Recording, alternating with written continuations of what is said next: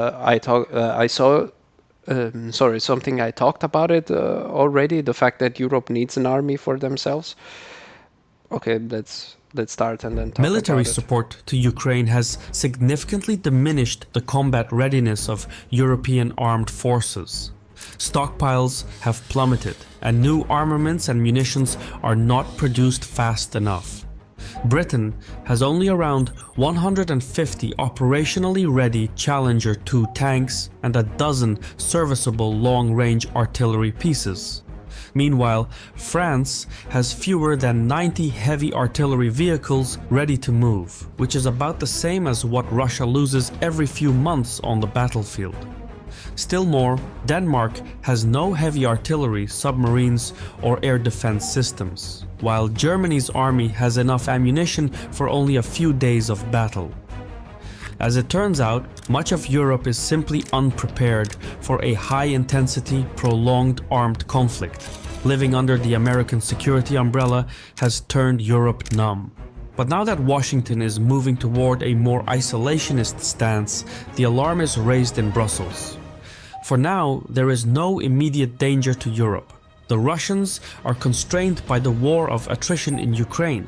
However, if Russia To be honest, this is only part of the problem. Europe doesn't have an army, doesn't have its own army, so it doesn't have a unified command, for sure. Europe also has another issue. They are peacetime economies that haven't experienced war in a very long time. Talking about Spain, talking about Germany, talking about Italy, not France and the UK, who have experienced low-level wars, so they have at least some units who have been in active duty. What I mean by that, in offensive duties. But all the others have not seen a war since World War II. And on top of that, these are full peacetime economies who have to rely, who relied, not who have to rely, but who relied very heavily, basically totally, on the US for defense.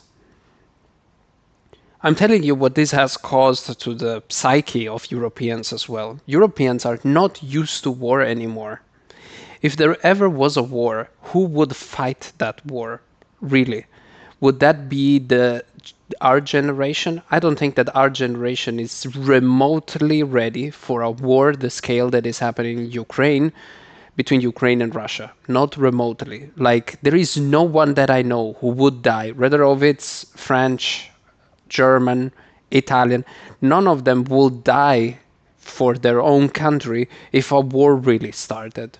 And I don't think they are ready for that, even mentally, to sustain artillery barrages, constant killing all around you, again, like a full-scale war. If it wasn't for the US, Europe would have been probably eaten alive by the USSR back in the 60s. Of course, if there wasn't the US, most likely Europe would have followed the path of actually militarize itself to the point, to the degree that it was able to defend itself. But this takes time. So even if they create their own military industrial complex, meaning if they create an arsenal, right, which they don't have. Most of the armies of Europe have 80,000 people, 80,000 active personnel, and no logistics. France was saying, for example, that it would have liked to go to Ukraine and maybe fight together with Ukraine. They would have never been able to do so, because they don't have the logistic capabilities for it. Europe is naked in front of Russia. If it wasn't for Ukraine, who's working as a buffer state, and luckily enough, because of Poland after Ukraine, Western Europe would have been eaten alive by Russia. Ultimately wins in Ukraine, Moscow will rearm within 3 to 4 years and then likely start up some new conflict elsewhere. President Putin has always mourned the loss of the Soviet Union, which included Ukraine and the Baltic nations, but also much of Eastern Europe as part of its sphere of influence. The premise is clear. In the coming years, Europeans can either step up or start learning Russian. Making these types of videos requires diligent research, writing, and let's skip editing. the However, advertisement, though. YouTube's payout to deteriorate and US elections draw near, EU lawmakers look to shift their defense industries onto a war footing. The president of the European Commission, Ursula von der Leyen, Also, many European nations don't have the economy, not even close to the economy, to have a good standing army. Imagine Italy. Italy, yeah, they could invest in buying new tanks and so on, but they need personnel, enough, which will take it away, that personnel, from the working force, which they already have a shortage of. And already they have issues with unemployment and so on. And together with that, they will have to spend more of a budget that doesn't exist already for buying new weapons, producing new weapons, and start maybe an entire industry for it. has designed the EU's first ever roadmap to develop a military-industrial complex. The legislation would restock and rearm member states while also boosting European defense industrial output for the long term. Some parts of This the is all proposed propaganda policy from her are side. copied straight from the American playbook, where military, political, and business interests are fused into one. In America, government bodies award contracts to private defense companies to produce military equipment. To get the best deals possible, these companies lobby political officials to influence defense spending and security policy. They do this by spreading manufacturing operations across as many states as possible. This creates jobs and economic growth, which then maximizes the number of legislators inclined to support defense projects, since every member of Congress will want to help the companies that create jobs in their home states. So it's a win-win for all those in the loop. The defense industry is unique though. It's the only industry that creates products. I don't think it's a win-win for the people. This is just a win-win for people who want to make money. For taxpayers, this is not a win. They have to rely on infrastructures who are from the 60s because they cannot build new infrastructures because most of those money are just invested in war. Designed Not to good be for destroyed. them. For people, this is not good at all. Surprisingly, that affects national policy. As a result, the US executive branch tends to spend hundreds of billions on its military, more than any other country. Yeah, well, The EU doesn't have such a system, but it is looking to create one. European defense companies already produce some of the finest quality weaponry money can buy. British, Italian, French, German, Spanish, and Swedish armaments all peak in respective domains. Yet the arms are not economically competitive. There are gaps in the overall capacity to produce things on time. one final thing to say. Yes, it's true that they produce one of the finest weapons, but this is something that Russia understood much better than Europe and the US.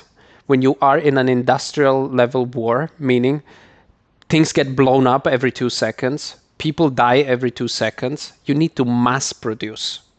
And if you have to build something and it takes a month to build or enormous amount of, if it's too modular, let's put it this way, if you need too many pieces for it, you will never be able to have that particular armament ready for war in a good amount time to be put onto the front line. If it takes 1 or 2 months to produce something, the finest, right? And then field it in 2 months and you need it the next day, it cannot happen in an industrial war. If you are against Russia and Russia can mass produce something that it's cheap and effective in 2 days and you take 3 months to build yours, you will lose the war, no matter how good it is. It is similar to what the Germans experience against the Russians, right? They could produce better armaments. They were better equipped, at least at the beginning, right? The aviation was definitely better on the side of Germany. They still lost because you cannot fight 15 tanks against one. You will not. In an industrial scale, and this is what Russia understood well, very well, and how they built their entire military industrial complex. They have a lot of resources, so they push out armament after armament after armament, and you just cannot keep up. And in an attritional war, which Russia loves it, you will find yourself losing a lot of equipment, and at some point it reaches a tipping point, right? At the beginning, maybe the losses are here, like going together, but then at some point they outperform you, and that becomes exponentially bigger, and they win the war. And this is how it's happening. What is happening in Ukraine also now? They emptied the stockpiles, and now what? And in No more volume. weapons. This And is they a keep on producing fundamental it. vulnerability. Armed conflict, especially when protracted, is all about logistics and supply chains. Whoever outproduces the other in terms of armaments and ammunition is likely to win the war. More is not always better, but sometimes it is everything.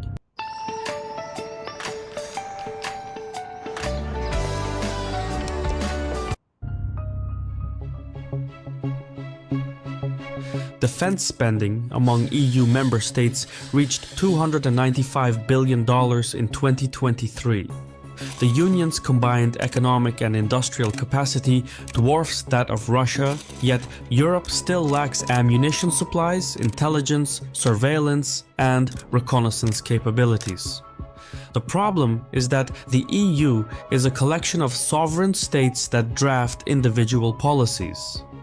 National interests, protectionism, and bureaucracy have prevented effective cooperation within Europe. This everyone for itself way of doing business would have likely continued were it not for COVID. The pandemic changed things politically in ways that would otherwise not have been possible. By taking stringent preventive measures against the spread of COVID and doing so across all 27 member states of the EU, the European Commission exercised unprecedented authority. It steadily became a powerful legislative body across its territories. The European Commission has never been as powerful as it is today. This reality has completely changed the way the European machine works. Now, the European Commission wants to upend the way the Union finances and sells arms by introducing new mechanisms to streamline defense policy. In effect, it is a military-industrial complex, all but in name. The plan in motion is perhaps Europe's biggest military overhaul since the end of the Cold War. On March 5th, the European Commission unveiled two new programs, the European Defence Industry Strategy, or EDIS, and the European Defence Investment Programme, EDIP for short. Together, EDIS and EDIP aim to stimulate cross-border cooperation for arms production while also strengthening the Union's defence technological and industrial base. This is In all other words, theoretical. EDIS and EDIP are designed to create a defense market for the EU and make sure member states buy more locally. As an incentive, government... Just to give you an example on how far-fetched this might sound. The US is the biggest arms dealer in the world, by far. They produce a lot of guns, they produce a lot of quality guns. Europeans do produce good guns, but in far lower number. As I said, it's not an economy of war. Do you really think that the US would like to see the market flooded with European competition? I leave it at that. Governments participating in the programs will benefit from tax exemptions and EU grants, so there will be plenty of discounts to go around. For added context, EDIS sets out the blueprint to improve combat readiness and increase military-industrial competitiveness. It outlines a plan to encourage members to contribute to their collective defense, which could lead to new standardization of arms to speed up manufacturing. EDIP, in turn, seeks to streamline the legal and financial aspects so that its twin program, EDIS, can do what it sets out to do. Currently, 78% of European defense spending goes to companies from outside the bloc, with the United States accounting for 63% of that total sum. However, buying from outside the European Union involves almost no European technologies or intellectual properties, Well. which may seem trivial but ultimately dismantles the EU's competitive edge in technology, Yeah. energy, capital markets, and even universities.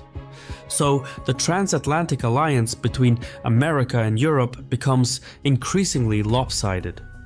Through the twin programs EDIS and EDIP, the European Commission wants at least 50% of European arms procurements to go to local suppliers by the end of this decade. Before the European Commission's defense policy can be put into play, it needs to be approved by the European Parliament. However, member states disagree over the financing and what role the Commission itself or other EU bodies will have in coordinating aspects of the military-industrial complex. EU countries have always been protective of their sovereignty, especially when it comes to defense planning and spending. Of The course. big players within the Union They are different nations with different goals. I mean, look at Algeria. Look at Libya. Italy and France went head to head in Libya, one giving weapons to the other side to win the war. Like there was a civil war right after Gaddafi left, which I think it's continuing right now, who caused also the migration crisis. And France was backing one side and Italy the other, because in Libya you find one of the biggest oil reserves of Africa. look to score contracts for their own Why would they respective ally industries. themselves now? You can't expect France to vote in favor of purchasing Italian weaponry while Just putting said it. aside its own industries. That would be politically unsustainable. Yeah. As such, France and Italy have pushed back on some of the aspects of Of Europe's course. would-be military-industrial complex.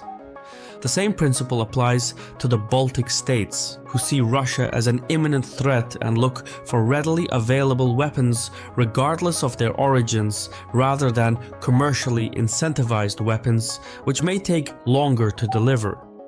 Furthermore, the EU's policy falls short on distribution, specifically the distribution of manufacturing operations across as many countries as possible.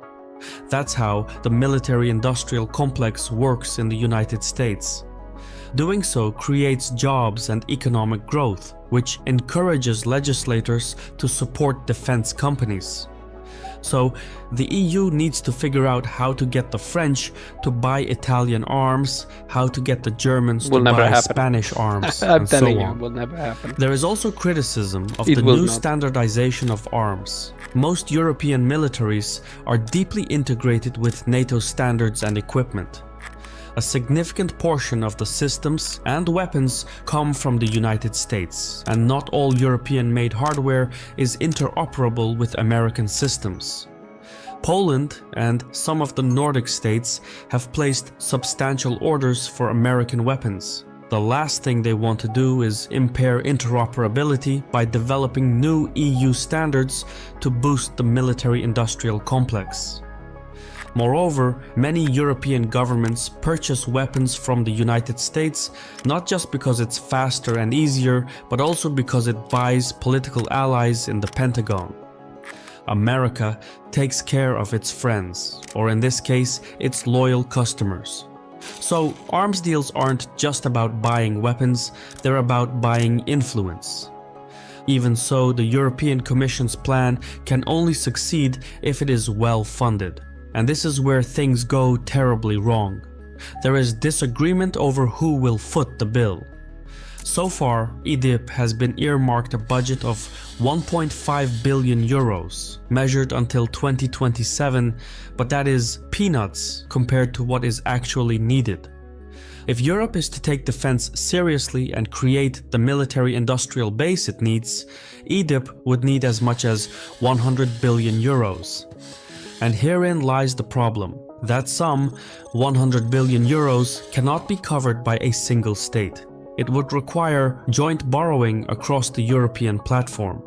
Much like the 750 billion euro coronavirus recovery fund, the European Commission could use a similar approach to raise 100 billion euros in fresh debt to finance defense policy. However, doing so would be highly controversial for fiscally cautious nations like Germany, the Netherlands, and a few others. Many EU governments face budget constraints amid slow economic growth and aging That's what I was saying populations. before, yeah. Each state has its own strategic priorities and parochial interests. It will be difficult, for instance, to persuade member states facing farmer protests to cut EU agricultural spending That's what in I was favor saying. of defense. Likewise, it will be difficult to convince nations without big defense firms that they would benefit from taking a collective loan. The truth is that money talks, and Europeans not only talk in different languages, but also in different budgets. Yeah.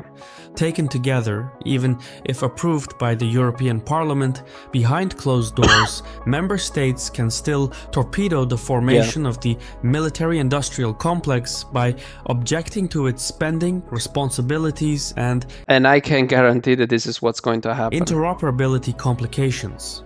This is made all the more possible by the fact that the defense policy is non-binding. Overall, COVID enabled the European Commission to exercise much greater authority than before. However, defense policy is much more sensitive than health policy. As such, some member states accuse the European Commission of using the Ukraine war as a power grab. True or false, the success of Europe's military-industrial complex will hinge on overcoming long-standing issues such as national sovereignty, funding, and the balancing of strategic priorities. There are plenty of difficulties on the road ahead, but for the first time in decades, there is political space in Europe for an ambitious defense industrial reform. Building the necessary consensus will not be easy, but to set the terms of war, one must bear the weight of peace. I've been your host Shirvan from Caspian Report.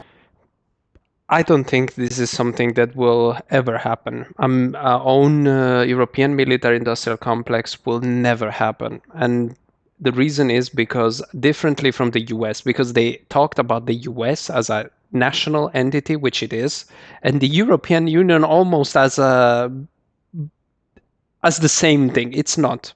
These are different countries with different interests, different languages, different cultures, different entities.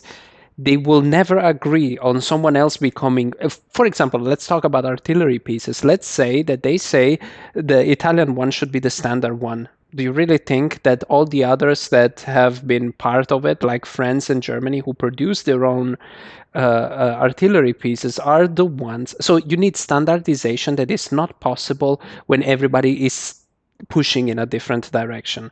They will never agree on the artillery pieces from Italy because France will have their own, Germany will have their own, England will not anymore, Sweden will have their own. They will never agree on it. And on top of that, as I said, you have a population who has lived outside of war for so long that they will never agree on going to the military. They will prefer the civilian market much better. It's a double problem so big that you cannot do anything about it. They can try it, but this is like talking to the wind to Europeans. How would you rebuild nationalism? Right? So the idea of dying for your own country in the youngsters of those, of like Germany, for example, knowing the past that Germany had and knowing that they lost and knowing the problems that it had caused, and also having all those peaceful movements for peace that span for 80 years just to say, okay, no, now we need to defend ourselves against Russians. It will never happen. I will always prefer the civilian market because it will give me more money. Always. I will never go into the military. To do what? Defend who? Who cares about the French? And again, many people will say, well, you have to go out of that. Changing an entire mindset together with changing an entire and to build an entire military industrial complex is something too big to achieve. I would say that the only other The only other thing is that we have NATO, right? In NATO, you have also the US. The US is your best bet to defense right now for the Europeans. Up until you don't start to build piece by piece this thing. But this will not happen in 10 years, will not happen even in 20 years. Europe will be ready for a world war in 50 years like this. If it doesn't happen anything really abruptly in the meantime, like Russia really invades Germany for like this, it will not happen. If there is no immediate threat, this will not happen in a million years.